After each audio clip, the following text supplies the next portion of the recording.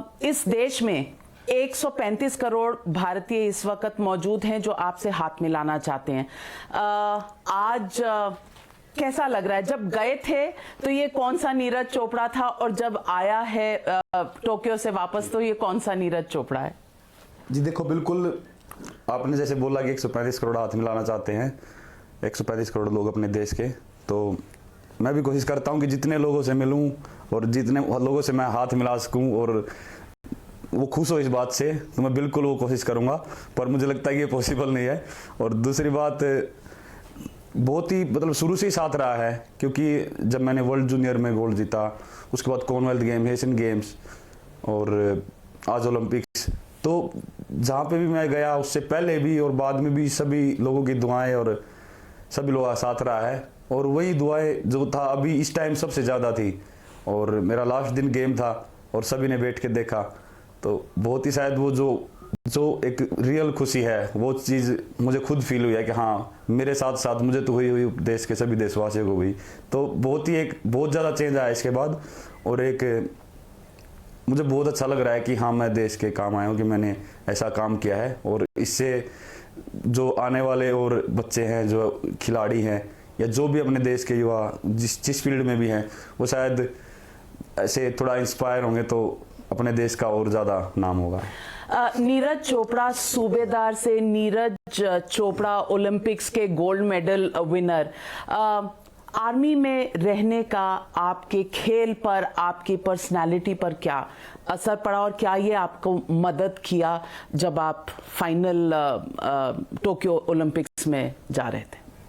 जी देखो, बिल्कुल मैंने 2016 में आर्मी ज्वाइन की थी और मुझे सच में दिल से काफ़ी अपनी इंडियन आर्मी पसंद है। और बिल्कुल सभी का इंडियन आर्मी का हमेशा से सपोर्ट रहा है, क्योंकि देखो अपने फौजी भाई हम वो तो अपने देश की सेवा करते ही हैं। और अभी जैसे हम अभी खिलाड़ी हैं, खिलाड़ी से हमने आर्मी में मतलब हम आर्मी में भर्ती हुए, लेकिन आर्मी यही बोलती है कि आप लोग खिलाड़ी हो, आप खेल में देश का झंडा ऊपर करो। तो हम पूरा अपनी मेहनत कर रहे थे और हमने आर्मी के साथ साथ खेल में अपना तिरंगा वहाँ पे लहराया। और बहुत ही खुशी हुई कि जब टोक्यो में अपना राष्ट्रगान बज रहा था। राष्ट्रगान जब बज रहा था और आप पोडियम पर खड़े हुए थे, मेडल ले रहे थे, तो यहाँ 135 भारत वासियों के लिए ना जिस तरह रोंगटे खड़े कर देने वाली, कोई रो रहा है, कोई हंस रहा है, कोई कूद रहा है, आपके थ्रू बहुत से लोगों ने अपना एक सपना जिया है, अपनी एक ड्रीम कम ट्रू देखी है। आप जब वहां खड़े हुए थे तो आपके दिल में, दिमाग में क्या चल रहा था? देखो, मेरा भी एक सपना ही था। मुझे लगता है हर खिलाड़ी का सपना होता है, वो चाहे इंडिया का खिलाड़ी हो या पूरे वर्ल्ड में कोई भी खिलाड़ी है, एक ऐसे स्टेज पे जाके ओलंपिक जैसे खेलों में, तो सभी का एक सपना होता है कि मैं अपने देश के लिए गोल्ड जीतूं और हमारा राष्ट्रगान बजे। तो वो सौभाग्य मुझे प्राप्त हुआ, तो मुझे बहुत ही इस बात की खुशी थी। और साथ के साथ मुझे सबसे ज़्यादा खुशी इस बात की थी कि ये सिर्फ मेरी खुशी नहीं है, इस खुशी में अपना पूरा देश खुश है। तो वो बहुत ही एक अच्छी फीलिंग थी। आप जब झंडा लेकर वहां भागे और उसके बाद झंडा जिस तरह से आपने फोल्ड किया, बहुत लोगों ने कहा कि ये आर्मी की ट्रेनिंग है, जिस तरह से आपने झंडे को फोल्ड करके उसे रखा। झंडा, तिरंगा एक खास अहमियत रखता है हर हिंदुस्तानी के लिए, हर भारतवासी के लिए। आप जब ये कलर्स पहनते हैं, किस तरह से महसूस होता है? जब आप गए वो फाइनल खेलने, आपने मेरे ख्याल से पहले या दूसरे थ्रो में ऐसा एक मुकाम हासिल कर लिया कि कोई उसके नज़दीक आ नहीं रहा था। थोड़ी सी नर्वसनेस थी 6 राउंड जब तक कंप्लीट नहीं हुए, लोगों के स्कोर देख रहे थे आप? जी बिल्कुल, वो उस टाइम कंपटीशन में रहता है। पर मैं सबसे पहले आपको तिरंगे वाली बात बता देता हूँ कि वो ज़रूरी नहीं है कि मैं बस आर्मी में हूँ तो मुझे करना चाहिए। मुझे लगता है कि हर भारतवासी को, या खिलाड़ी तो करता ही है, क्योंकि अगर खिलाड़ी वहाँ पे अपने देश के लिए खेलने गया है तो सबसे पहले वो अपने तिरंगे का सम्मान करता है। और दूसरी बात, नर्वसनेस बस थोड़ा सा जब कंपटीशन चलता रहता है। वैसे तो मुझे अच्छा लग रहा था, फीलिंग अच्छी थी और बिल्कुल बहुत अच्छी तैयारी थी, लेकिन फिर भी क्योंकि हम इतने बड़े स्टेज पे खेल रहे हैं और बाकी थ्रोवर्स भी वर्ल्ड के बहुत तगड़े थे वहाँ पे, तो थोड़ा बहुत मन में रहता है कि कहीं कोई दूसरा थ्रोअर आगे थ्रो ना कर दे, तो हमको अपना माइंड प्रिपेयर रखना पड़ता है। ऐसे नहीं है कि भाई मैंने पहले 2 थ्रो अच्छे कर दिए और मैं रिलैक्स हो जाऊं कि बस हाँ अब अपना गोल्ड है या मेरा मेडल आ गया है तो मैं रिलैक्स हो जाता हूं। तो ऐसा बिल्कुल नहीं था। बिल्कुल दिमाग में ये चीज़ थी कि कभी भी कंपटीशन बदल सकता है, कोई भी थ्रो अच्छी कर सकता है। पर मुझे लगता है कि उस दिन सभी की दुआएं थी, भगवान अपने साथ था और अपना गोल्ड आया। नीरज जी, आपने जब वो फेंका भाला, उसके बाद ही आपने जैसे इस तरह से कर दिया, तो आपको अंदर लग रहा था कि ये शायद मेरा बेस्ट थ्रो है, मैंने अपना पहले का रिकॉर्ड, अंदर से कुछ लग रहा था? जी बिल्कुल, क्योंकि ये चीज़ मेरे साथ पहले से है। जब मैं थ्रो करता हूँ तो मुझे पता लग जाता है, शायद मुझे नहीं, हर जेवलिन थ्रोअर को या हर एथलीट को जिसका एफर्ट लगता है, क्योंकि हमको काफ़ी टाइम हो गया इस चीज़ में, मतलब मुझे 10 साल से मैं जेवलिन थ्रो कर रहा हूँ, तो मुझे पता लग जाता है कि हाँ ये थ्रो मेरा बेस्ट है। तो वो मुझे लगा और मैंने ऐसे हाथ उठा दिया और वो वहाँ का ओलंपिक का बेस्ट थ्रो था। दुआओं में माँ बाप की दुआएं बहुत होती हैं, और 12 साल की उम्र में जो आपके बारे में पढ़ा कि आप ओवरवेट थे और माँ बाप चाहते थे कि आप जिम जाकर वर्कआउट करें, कभी उस वक़्त माँ बाप ने या आपने सोचा था कि ये वर्कआउट करते करते, शेप में आते आते इंटरनेशनल खिलाड़ी इस तरह के आप बन जाएंगे कि आपका कोई जोड़ तोड़ नहीं होगा दुनिया में?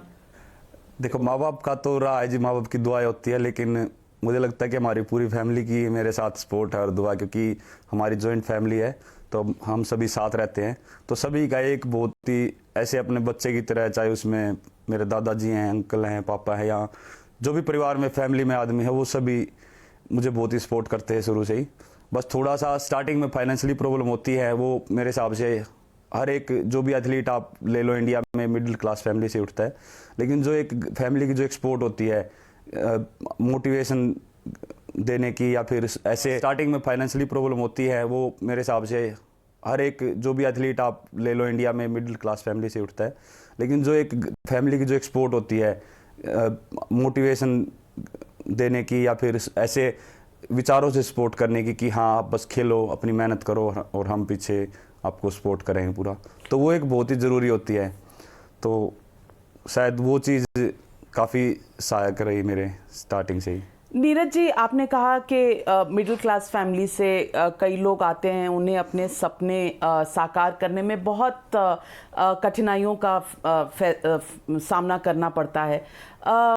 मैं आपसे ये जानना चाहती हूँ कि ये कितना मुश्किल रहा होगा। आप 17 लोगों की जॉइंट फैमिली से आते हैं, और फैमिलीज़ में प्रायोरिटीज़ होती हैं कि कहाँ पैसे खर्च होने हैं, और खेल कूद को थोड़ा सा लोअर प्रायोरिटी माना जाता है। और कहीं कहीं कुछ फैमिलीज़ में ये भी होता है कि अरे खेल कूद अगर प्रोफेशनल लेवल तक आप ना ले जाएं तो आप करेंगे क्या ज़िंदगी में। तो इस तरह के आज की नई पीढ़ी आपसे जानना चाहती है, इस तरह के दोराहे कभी आए, कभी चूज़ करना पड़ा, बहुत दिक्कतें का सामना करना पड़ा? ये तो बात बिल्कुल जी सही है कि स्पोर्ट्स का एक ऐसा रास्ता है कि वो बिल्कुल आप उसमें श्योर नहीं हो कि आपका पक्का इसमें कैरियर अच्छा होगा, या आप जहाँ पे आपने सोचा है वहाँ तक पहुँच सकेंगे, क्योंकि बहुत ही ऐसी दिक्कतें आती है, कुछ भी आप इंजरी लगा लो, या फिर ठीक तरह की ट्रेनिंग फैसिलिटीज़ या अच्छी तरह का स्पोर्ट कुछ भी अगर हमको अच्छे से ट्रेनिंग ना मिल पाए, तो ये काफ़ी चीज़ें हैं जो आपको सभी चीज़ें परफेक्ट मिलती हैं तभी आप उस लेवल तक जा सकते हैं। पर हाँ, ये ज़रूर है कि स्टार्टिंग से ही आप मिडिल क्लास फैमिली से तो हो, अगर पैसे से ना भी सपोर्ट कर पाए, लेकिन अपने बच्चे को मेंटली स्ट्रॉन्ग रखना चाहिए। कि कई बार अभी पेरेंट्स क्या करते हैं कि स्पोर्ट्स स्टार्ट करवाते हैं तो बड़ा जल्दी रिजल्ट उनको चाहिए कि स्पोर्ट्स कर रहा है तो बस हमको 1 साल के अंदर मेडल ला के दे दे और बस हमारा बेटा या बेटी उस मुकाम तक पहुंच जाए। तो वो एक स्पोर्ट्स का जो रास्ता है वो बहुत ही स्लो है, और धीरे धीरे करके जब आना है तभी आएगा। तो मुझे लगता है कि शॉर्टकट नहीं कभी भी अपनाना चाहिए कि ओवर ट्रेनिंग कर लें या फिर बहुत ज़्यादा खा लें तो जल्दी रिजल्ट आएगा। तो वो एक स्लो प्रोसेस है। तो मेरे हिसाब से मैं यही बताना चाहूँगा कि आप सभी बस अपने आप ऊपर विश्वास रखिए और सही तरीके से ट्रेनिंग करिए जो बच्चे करना चाहते हैं, और बस पेशेंस रखिए तो बिल्कुल टाइम पे सब मिलेगा। आप 23 साल की आपकी उम्र है आप इतनी मेच्योरिटी से कैसे हैंडल कर लेते हैं? ये क्या ट्रेनिंग का हिस्सा है, या आप क्योंकि सबसे बड़े थे जॉइंट फैमिली में, तो एक जिम्मेदारी का एहसास बचपन से था? जी वो तो बिल्कुल, एक जॉइंट फैमिली में सबसे बड़ा तो हूँ बच्चों में, लेकिन मुझे लगता है कि जो मुझे ग्रुप मिला, जो सीनियर और जिनके साथ मैं शुरू से ही रहा, तो उन्होंने हमेशा एक छोटे भाई की तरह मुझे रखा। और जो बातें मुझे लगती थी कि भाई हाँ, ये जिन बातों का मुझे पता भी नहीं था, तो वो सभी बातें उनसे पता लगती गई।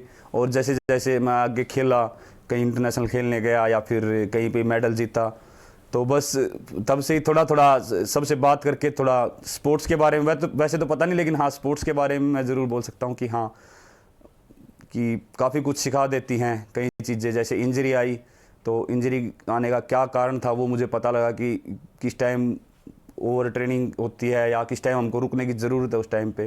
तो ये कई चीज़ें हैं, खासकर इंजरी जब आती है तो खिलाड़ी को बहुत कुछ सिखाती है। तो आपकी जब इंजरी आई, आपका इलाज शायद मुंबई में हुआ था, डॉक्टर्स आपके साथ थे, उस वक्त कभी आपके दिमाग में ये आया कि आगे क्या होगा, मैं खेल पाऊंगा कि नहीं? ऐसी चिंता कभी थी दिमाग में? बिल्कुल जी, देखो जब इंजरी होती है तो एक दिमाग में ये चीज़ आती है, और वो मुझे लगता है कि मेरी लाइफ की सबसे बड़ी इंजरी मुझे उस टाइम हुई थी, और मेरी सर्जरी हुई थी। और मैं थैंक यू करता हूँ डॉक्टर दिनसाव पारदीवाला का कि उन्होंने बहुत ही सक्सेसफुल जो सर्जरी की, और मेरा बहुत अच्छे से रिहैब हुआ, और बड़ी अच्छी तरह से मैंने फिर दोबारा कम बैक किया। तो जो वो बीच का टाइम था, इंजरी हुई उसके बीच का टाइम, वो थोड़ा सा मुश्किल था, क्योंकि मन में यही बात रहती है कि पता नहीं कैसा कम बैक होगा, या मैं दोबारा उस लेवल की थ्रो कर पाऊँगा कि नहीं, वैसी फिटनेस मैं दोबारा कैसे बनाऊँगा। तो वो चीज़ आती हैं, लेकिन मुझे लगता है कि ये खेल का एक हिस्सा है। इंजरी अगर आपको आती है तो आपको उस टाइम पेशेंस भी रखना पड़ता है, और आपको जो भी एक स्लो प्रोसेस होता है उसके साथ चलना पड़ता है। तो शायद वो चीज़ हमने मेंटेन की, और उसी का हमको नतीजा फिर आगे मेंटल मिला। स्ट्रेंथ कितना रोल प्ले करती है एक खिलाड़ी को आम अच्छे खिलाड़ी से ओलंपिक गोल्ड मेडल विनर बनाने में? मुझे लगता है कि अभी हमारा फिजिकल स्पोर्ट है, लेकिन अगर उस लेवल पे हम खेल रहे हैं तो हम मेंटली बहुत ज़्यादा स्ट्रांग होने चाहिए, क्योंकि अगर हम मेंटली वीक हैं तो हम अपनी फिजिकल फिटनेस का उधर फ़ायदा नहीं उठा सकते। तो हमें मेंटली स्ट्रांग रहना पड़ेगा, खुद पे एक विश्वास होना चाहिए कि हाँ मैं यहाँ पे खेलने आया हूँ। और क्योंकि मुझे पहले ही महसूस हो रहा था कि ये मेरे स्पोर्ट्स कैरियर का सबसे ज़रूरी दिन है। आज तक मैं जितने भी गेम खेल रहा हूँ, ये आज का जो दिन है, जिस दिन मैं ओलंपिक में खेल रहा, तो ये सबसे ज़रूरी दिन है। और आज कोई भी ऐसी कमी नहीं रहनी चाहिए कि मैं बाद में, मुझे अगर रिज़ल्ट अच्छा ना आए तो मैं बाद में रिग्रेट करूँ कि यार मैं ये कर लेता तो ऐसा रिज़ल्ट आता। तो मैंने पूरा अपना 100% दे दिया, चाहे उसमें कुछ भी होना था। तो मैंने कभी भी ये नहीं सोचा कि भाई कुछ इंजरी हो जाए या कुछ हो जाए, बस मुझे लग रहा था कि बस यहाँ पे 100% देना है, क्योंकि ये दिन 4 साल के बाद, अभी तो 3 साल के बाद आया, क्योंकि 5 साल में ओलंपिक हुआ कोरोना की वजह से, पर बहुत लंबा टाइम रुकना पड़ता है ओलंपिक्स के लिए, तो मैं कोई कमी नहीं छोड़ना चाहता था। नीरज जी, आपको पता है कि आज देश की जितनी यंग लड़कियां हैं वो नीरज चोपड़ा को देखकर बिल्कुल इस वक्त फ्लोर्ड हैं, और नीरज चोपड़ा नया हीरो है और गुड लुकिंग है। आपको ये महसूस हो रहा है कि आप सुपरस्टार हैं, और किसी फिल्मी हीरो से ज़्यादा इस वक्त आपकी फ़ैन फॉलोइंग है, खास करके लड़कियों में? देखो जी, वो देखो एक अच्छी बात है, ऐसा कुछ हो रहा है, लेकिन मैं सही बताऊं तो सबसे ज़्यादा जो मैं अभी फोकस जो है अपने गेम पे रखना चाहता हूं। और तो कोई फिल्म वगैरह में नहीं, अभी कोई मैं गर्लफ्रेंड नहीं? अभी अपना स्पोर्ट्स पे पूरा फोकस करेंगे। और तो गर्लफ्रेंड होने के बावजूद भी स्पोर्ट्स पर फोकस हो सकता है? तो वो देख लेंगे, अगर सही लगा तो उस टाइम पर। अभी तो ज़्यादातर अभी कोई नहीं है? नहीं, अभी तो कुछ तो नहीं है। अब आप सबसे ज़्यादा एलिजिबल बैचलर हैं इस देश के, ये फीलिंग कैसी लग रही है? बस मैं इस बारे में तो यही बोलना चाहूँगा जी कि हाँ, एक अच्छी बात है। देखो ऐसा इतना उनकी तरफ से इतना प्यार मिल रहा है, लेकिन अभी बस पूरा फोकस अपना, अभी अगले साल फिर कॉमनवेल्थ एशियन गेम्स और वर्ल्ड चैम्पियनशिप, और उसके बाद फिर आगे के टूर्नामेंट और ओलंपिक्स आ जाएंगे हाँ, तो तीन साल में पेरिस भी जाना है, एक और गोल्ड भी लाना है। वो तो देखो टाइम पे पता लगेगा जी, लेकिन अपनी तरफ से पूरी मेहनत करेंगे उसके लिए भी। और थोड़ा इस चीज़ से थोड़ा सा कोशिश करूँगा कि ऐसे सुपरस्टार वाली जो आपने बोला फीलिंग, वो थोड़ा सा ना ही आए तो अंदर वो अच्छा रहेगा। तो एक कैसे स्पोर्ट्स कंट्रोल कैरियर के लिए करेंगे उसको? बस अपनी ट्रेनिंग करूँगा अच्छे से और उसी पे ज़्यादा फोकस रखूँगा, क्योंकि मुझे लगता है कि वही चीज़ एक बहुत ज़रूरी है, क्योंकि स्पोर्ट्स में मतलब ऐसी फीलिंग थोड़ा सा आना थोड़ा खतरनाक हो जाता है। खतरनाक हो जाता है। तो अपना स्पोर्ट्स पे सबसे ज़्यादा फोकस रखूँगा जी। नीरज जी, एक आपका वीडियो वायरल हो रहा है जिसमें आपके थोड़े से लंबे बाल हैं और आपने बड़ी स्मार्ट टक्सेडो पहनी हुई है, और आपसे वहाँ पर एमसी पूछ रहा है कि ये जो लंबे बाल हैं आपने कौन से फिल्म स्टार को देख कर रखे हैं? तो आपने कहा ये आपका अपना फैशन है, और फिर आपने उससे, वो अंग्रेजी में आपसे बात कर रहा था तो आपने उसको कहा हिंदी में बोलिए। ये बहुत वायरल हो रहा है पिछले कुछ दिनों में वीडियो। तो नीरज चोपड़ा पर्सनल लाइफ में कैसा इंसान है? Full of attitude, full of confidence? Personal life में जी देखो, मुझे जब जैसे आपके सामने बैठा हूँ तो शायद मैं ऐसे ही रहता हूँ किसी के साथ भी। तो वो वहाँ पे, हाँ जी, मुझे याद आ रहा है कि वहाँ पे एक अवार्ड फंक्शन था और वहाँ पे मैं गया था। तो बालों का तो ऐसा है जी, मुझे शुरू से ही मैं लंबे रखता था तो मुझे शौक़ था, और वो मेरी थोड़ी मजबूरी थी कि मेरी इंग्लिश इतनी अच्छी नहीं है, तो मैंने उनको बोला था कि हिंदी में बात कर लेते हैं। तो थोड़ा सा वो इसलिए मुझे लगता है कि हाँ, क्योंकि अपने इंडिया में इस चीज़ को, हिंदी को थोड़ा, मतलब सब इंग्लिश बोलते हैं और लोग चाहते हैं कि हिंदी को थोड़ा सपोर्ट करे, तो इसलिए आपको लगता है कि हिंदी बोलने वालों को थोड़ा कुछ नीचा महसूस या इंफीरियर महसूस करना चाहिए, या आपने नहीं, क्यों करना चाहिए जी? सभी, अगर हम हिंदुस्तान से हैं, हिंदी बोलो, इंग्लिश आनी चाहिए, ऐसे नहीं बोलते कि मैं मत सीखो, वो भी आनी चाहिए, लेकिन हिंदी बोलो, उसमें प्राउड फील करो, ऐसी कोई उसमें वो बात नहीं है। अपनी लैंग्वेज है। अभी दूसरी कंट्री के मैं देखता हूँ, मैं तो खिलाड़ी हूँ, मैं खिलाड़ी की बात करूँगा, दूसरी देश के कितने बड़े खिलाड़ी हों, वो बहुत ही कम ऐसे खिलाड़ी हैं जिनको अच्छे से इंग्लिश आती है, वो अपनी लैंग्वेज ही बोलते हैं। तो प्राउड फील होना चाहिए अपनी लैंग्वेज में। मुझे ये बताइए कि आपने जैसे गोल्ड जीता, आपने इसे डेडिकेट किया मिल्खा सिंह जी को। शायद जहाँ भी होंगे वो बहुत खुश होंगे, लेकिन थोड़ा सा ऐसा लगता है कि अगर वो होते और आशीर्वाद देते तो और अच्छा रहता, आप सामने उनको दिखा सकते थे गोल्ड। बिल्कुल होता है जी, और मेरे दिमाग में यही बात आई थी पहले, क्योंकि जब भी मैंने उनके पहले भी इंटरव्यू देखे थे, वो बोलते थे कि बस मैं वो दिन देखना चाहता हूँ, मेरा एक सपना है कि कोई अपने देश का नौजवान या कोई भी लड़की वहाँ पे जाए और मेडल लेके आए, और ख़ासकर राष्ट्रगान बजे तो उनको बहुत ज़्यादा खुशी होगी कि उनका सपना पूरा होगा। तो मेरा कई बार मन करता था कि मैं जब भी चंडीगढ़ की तरफ या पटियाला उधर कैंप में जाता था तो मैं मिल्खा सिंह जी से मिलूं, पर दिमाग में एक ही बात आती थी, बस ओलंपिक के थोड़े दिन है तो काश मैं इतनी मेहनत करूं कि वहाँ पे मेडल जीतूं, क्योंकि गोल्ड का एक बहुत ही क्योंकि गोल्ड एक ही को मिलता है और सभी पूरे वर्ल्ड के एथलीट इसके लिए मेहनत करते हैं। तो मैं सच बताऊँ तो गोल्ड के लिए कोई ऐसा नहीं था कि हाँ हमारा आएगा, लेकिन मैं मेडल के लिए मेहनत कर रहा था, और अभी गोल्ड मिला है तो फिर मुझे लगा कि यार हमारे देश के एथलीट इतने, उनका जो पहले इतना अच्छा परफॉर्मेंस रहा है उसमें मिल्खा सिंह जी भी हैं, पीटी उषा मैम हैं, जो बहुत ही एक कम टाइम से मेडल से चूक गए थे। तो वो मेरे दिमाग में आई, और मुझे अभी यही लग रहा है कि बस मिल्खा सिंह जी अभी हमारे बीच में तो है नहीं, लेकिन वो जहाँ भी हैं खुश होंगे और इस चीज़ को देख के बड़े ऐसा प्राउड फील करेंगे, आशीर्वाद दे रहे जी बिल्कुल। मैं अभी यही फील कर सकता हूँ, क्योंकि अभी लोग यही बोलते हैं कि हाँ वो, क्योंकि ये चीज़, इस चीज़ में कई लोग विश्वास रखते हैं कि हाँ वो ऊपर हैं और आपको देख रहे हैं। तो नीरज जी, आपने अपने शुरू के ट्रेनर जयवीर जी से लेकर अपने जर्मन ट्रेनर जो इंटरनेशनल खिताब रखते हैं 100 मीटर्स का, आपने सबका योगदान याद किया। सबसे ज़्यादा योगदान किसका था, और ये जर्नी बिटवीन कोचेस और कोचेस की अहमियत कितनी है एक स्पोर्ट्समैन की ट्रेनिंग? मुझे लगता है कि कोचेस के बिना तो खिलाड़ी बन नहीं सकता, क्योंकि अच्छा कोच जो होगा वो एक, मतलब वो एक कोच नहीं होता है, वो उसको, कोच तो एक इंसान वो अलग से है, लेकिन उसका जो एक नॉर्मल शेड्यूल है, नॉर्मल लाइफ जो उसकी चलती है, उसकी ज़्यादातर एथलीट के वर्कआउट या उसके ट्रेनिंग प्लान के बारे में सोचने में चलती है कि एथलीट का क्या ट्रेनिंग प्लान होना चाहिए, या आज क्या ट्रेनिंग करनी है और मेरा एथलीट का कैसा उसकी फिटनेस चल रही है। तो वो ज़्यादातर एथलीट के बारे में सोचता है।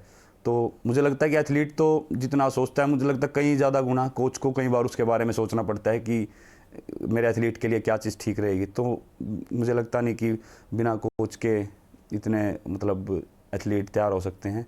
और बिल्कुल जी, शुरू से ही आप जावेद जी के बोल रहे हो, वो तो एक कोच और ऐसा कोई वो नहीं है, वो ट्रेनर, वो मेरे भाई की तरह हैं और वो शुरू से ही मेरे साथ हैं। अभी भी आज भी उनका पूरा सपोर्ट मेरे साथ है। बात उसके हुई बाद आने के बाद वहां हाँ से? बिल्कुल, उनसे हमेशा बात होती है, मिला भी, और बिल्कुल जी सभी खुश थे वो। नदीम अशरफ जो पाकिस्तान के खिलाड़ी थे, उन्होंने कहा आप उनके रोल मॉडल हैं। कैसा लगा? क्योंकि भारत में शायद हम लोग एक आम आदमी की नज़र से जब देखते हैं तो हमेशा टेंशन, इंडिया पाकिस्तान मतलब टेंशन, इंडिया पाकिस्तान मतलब स्पोर्ट्स में भी एक कॉन्फ्रंटेशन। तो उन्होंने जब कहा कि आप उनके रोल मॉडल हैं, तो आपको कैसा लगा? मुझे लगता है कि खेल जो है एक आपस में मिलाने का काम करता है। अभी हम ओलंपिक्स में गए थे तो सभी, पूरा वर्ल्ड, सभी देश के खिलाड़ी एक ही जगह पे बैठ के खाना खाते हैं और एक ही जगह पे सभी एक गेम्स विलेज में रहते हैं। तो स्पोर्ट्स जो है सभी पूरी दुनिया को जोड़ने का काम करता है। तो मुझे लगता है कि चाहे उसमें कोई भी अपने साथ कंट्री है, किसी भी देश का खिलाड़ी है, तो उसको एक आपस में जुड़ के रहना सिखाता है स्पोर्ट्स। तो बिल्कुल मैं उधर गया था, अब मैं फाइनल के लिए जा रहा था, तो मैं बस की सीट पे बैठा था और अरशद मेरे पास आगे बैठा। हमने बात भी की काफ़ी। उसने ही बताया कि जो हमारी एशियन गेम्स की फ़ोटो है वो पाकिस्तान में बहुत ही वायरल हुई थी और लोगों ने बहुत अच्छी बात मानी थी कि आपस में दोनों खिलाड़ी ऐसे मिले थे। और वो हम दोनों फाइनल में थे जेवलिन के वहाँ पे ओलंपिक्स में। तो दोबारा से फिर वहाँ पे चली। अरशद बता रहा था कि जो अब्दुल खालिक थे और मिल्खा सिंह जी थे, वो दोनों इंडियन पाकिस्तान का उस टाइम पे ऐसे चलता था। तो वो ऐसे बता रहे थे कि उनकी याद दिलवा दी, ऐसे पाकिस्तान में कोई न्यूज़ चल रही थी। तो मैंने ये बोला था कि बिल्कुल हम खिलाड़ी हैं, तो एक खेल सभी देशों को जुड़ना सिखाता है। तो शायद कहीं ना कहीं आपस में लोगों को ऐसे, चाहे वो इंडिया से पाकिस्तान से जैसे भी है, वो आपस में प्यार से रहना चाहिए। कोई ऐसा वो मतलब वो नहीं है कि हाँ आप खेल तो ये चीज़ सिखाता है जी। मैं तो एक बात बोल दूँगा जी। प्रधानमंत्री जी ने जब आपसे बात की तो वो क्या एक मोरल बूस्टर था? कुछ ऐसा लगा कि आज मैं इस मुकाम पे पहुंच गया हूं कि देश के सभी लोग, देश के प्रधानमंत्री मुझसे बात कर रहे हैं, मेरे माता पिता से बात कर रहे हैं, उन्होंने कितना प्रोत्साहन दिया? ये मुझे लगता है कि बहुत ही अच्छी बात थी कि एक देश का प्रधानमंत्री और खिलाड़ियों से ऐसे बात कर रहे थे। तो एक बहुत ही, सभी खिलाड़ी खुश थे इस बात से। और एक काफ़ी एक, अगर क्योंकि ज़्यादा खिलाड़ी उस टाइम किसी से मतलब ऐसे बात नहीं करते, अपना फ़ोन वगैरह ऑफ ही रखते हैं जब वो खेलते हैं। तो पर नरेंद्र मोदी सर ने बात की और ये बोला कि आप बस बहुत अच्छा खेल रहे हो, ऐसे खेलते रहो, कोई प्रेशर लेने की ज़रूरत नहीं है। या कोई मेडल जीत रहा था, उसको ये बोल रहे थे कि आपने बहुत अच्छा खेला और आप लोगों ने बहुत जूनियर बच्चों को मोटिवेट किया है और अपने देश का खेल है जो और ज़्यादा ऊपर उठेगा आपकी वजह से। तो ये बहुत ही एक अच्छी बात थी कि इन्होंने सभी खिलाड़ियों से फ़ोन पे बात की। नीरज जी, चूरमा आपकी माँ ने बताया जिस दिन आप जीते गोल्ड हमारे साथ, और मिस्टर मनोहर लाल खट्टर जो मुख्यमंत्री हैं, हमारे चैनल पर टाइम्स नाउ नव भारत पर दोनों ने एक दूसरे से बात करी और उन्होंने कहा आपको चूरमा बहुत पसंद है। तो चूरमा का कमाल है, खाने में और क्या क्या अच्छा लगता है जो आप थोड़ा सा चीट करने का समय मिलेगा? बस मैं थोड़ा जब ट्रेनिंग पे इतना नहीं होता हूँ तो मैं ऐसा कुछ मानता नहीं हूँ कि फिर ये खाना चाहिए नहीं खाना चाहिए, अनहेल्दी है। तो मतलब जब ट्रेनिंग कर रहे हैं उस टाइम इस चीज़ का ध्यान रखता हूँ, लेकिन जब ट्रेनिंग पे नहीं हूँ, घर पे जाता हूँ तो मैं सब कुछ खाता। घर का खाना कुछ भी हो, उसमें चूरमा एक क्या है कि हरियाणा का एक वो है, एक जाना माना एक डिश है। तो चूरमा उसको सभी पसंद करते हैं हरियाणा में, तो वो मुझे इसलिए पसंद है। और मैं जानती हूँ आप बहुत व्यस्त हैं, बहुत लोगों से मिलना है आपको, और मैं जल्दी आपको छोड़ना चाहती हूँ, लेकिन क्योंकि सवाल पब्लिक का है तो पब्लिक के कुछ बच्चे आपसे सवाल पूछ रहे हैं और मैं वो सवाल आपसे पूछना चाहती हूँ कि एक 5वीं क्लास का बच्चा है, नोएडा के पब्लिक स्कूल से ये पूछ रहा है कि अगर मैं 5वीं क्लास का स्टूडेंट हूँ पार्थव, मुझे जैवलिन में अगर गोल्ड जीतना है तो मुझे कब से ट्रेनिंग शुरू करनी चाहिए? 5वीं क्लास का अगर वो बच्चा है तो वो धीरे धीरे नॉर्मल ट्रेनिंग शुरू करे, और जब वो उसको लगे कि हाँ, क्योंकि हर गेम में हमको इंटरेस्ट होना चाहिए। ऐसा नहीं है कि भाई मुझे जेवलिन करनी है तो जेवलिन ही शुरू करूँ। हर गेम खेले वो, और जो उसको पसंद आए उस गेम को, क्या पता उसको बॉक्सिंग पसंद आ जाए या दूसरे गेम में उसका इंटरेस्ट हो जाए। और अगर जेवलिन नहीं पसंद है तो सबसे पहले अपनी फिटनेस करे, हर स्पोर्ट्स में वो एक्टिव हो। उसके बाद वो, उसके पास टाइम है तो वो 1-2 साल में जेवलिन शुरू कर सकता है, लेकिन उसको जो नॉर्मल एक्टिविटी है वो अभी से शुरू कर सकता है वो। और भव्या है, ये भी दिल्ली की एक पब्लिक स्कूल की स्टूडेंट हैं, 8th स्टैंडर्ड से। उन्होंने पूछा है कोरोना काल में आपने कैसे ट्रेनिंग की? कोरोना काल में जी मैं बोलूँगा कि हमारी एथलेटिक्स फेडरेशन ऑफ इंडिया का और साई टॉप्सिन का बहुत ज़्यादा योगदान रहा, और मेरे स्पॉन्सर है JSW स्पोर्ट्स, वो भी बहुत सपोर्ट करते हैं। तो जो हमारा कैंप था वो कोरोना के टाइम पे भी चल रहा था, तो वो बहुत ही एक हमारे लिए बहुत ज़रूरी वो टाइम था। और वो चाहते तो हमको घर भी भेज सकते थे कि भाई बहुत अभी खतरा है और आप घर पे जाओ और आप रेस्ट करो, लेकिन उन्होंने कैंप करके रखा क्योंकि ओलंपिक्स के लिए वो चीज़ ज़रूरी थी, ट्रेनिंग हमारी। तो हमारी जो ट्रेनिंग है वहाँ पटियाला NIS में वो शुरू हो गई थी। थोड़े दिन लॉकडाउन रहा, लेकिन हमने ट्रेनिंग शुरू कर दी थी, क्योंकि बिना ट्रेनिंग के एक खिलाड़ी अपना परफॉर्मेंस नहीं दे सकता। तो वो मुझे लगता है कि एथलेटिक्स फेडरेशन ऑफ इंडिया ने जो ये डिसीजन लिया था कि हम कैंप कंटिन्यू रखेंगे, तो वो बहुत हेल्पफुल था। नीरज जी, आपने कल कहा था कि आप जब से जीते हैं गोल्ड जेब में लेकर घूम रहे हैं, है जेब में? अभी खाना खाया था जी, पर हाँ बिल्कुल अभी वहाँ पे रखा है मेरा। तो आपका मेडल जब तक आ रहा है, मैं आपसे पूछना चाहती हूँ कि आप दोहरा देंगे, जैसे आपने कहा था गाड़ दिया पापा लठ कैसे कहा था? हरियाणवी में होता है कि लठ गाड़ दिया, तो वो चीज़ एक हरियाणवी में बोली थी मैंने घर पे, तो घर वाले ही बोल रहे थे कि लठ गाड़ दिया, तो वो उस चीज़ का एक बहुत ही और आज गोल्ड मेडल है जी।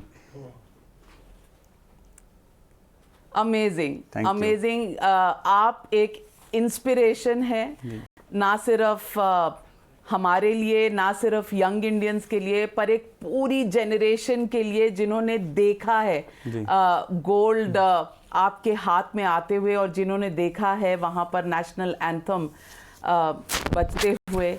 नीरज चोपड़ा जी, क्या कहें आपसे? आप हमारे रॉक स्टार हो, आप हमारे जैवलिन स्टार हो, आप इस देश का होप, उम्मीद, सब कुछ हो। पेरिस में भी हम उम्मीद करेंगे कि आपकी ट्रेनिंग जारी रहे, और सुपरस्टार आप बन गए हैं। आपने कहा सुपरस्टार बनने से बचना चाहिए, लेकिन अब एंडोर्समेंट्स के ऑफर्स आएंगे, कभी आप शैम्पू, कभी आप टी-शर्ट, कभी आप जूते, कभी आप कुछ एंडोर्समेंट कर रहे होंगे, पर ये आपका दौर है, इसे एंजॉय भी करिए। Thank you. और बहुत बहुत हमारे सारे दर्शकों की तरफ से आपको बहुत ढेर सारा प्यार, आशीर्वाद और बेस्ट विशेस और congratulations. Thank you ma'am. Neeraj Chopra ji, आपने देश का ना सिर्फ सीना चौड़ा कर दिया है, फख्र से हमारा सर ऊंचा कर दिया है। Congratulation. Thank you so much. And बहुत आशीर्वाद। Thank you ma'am.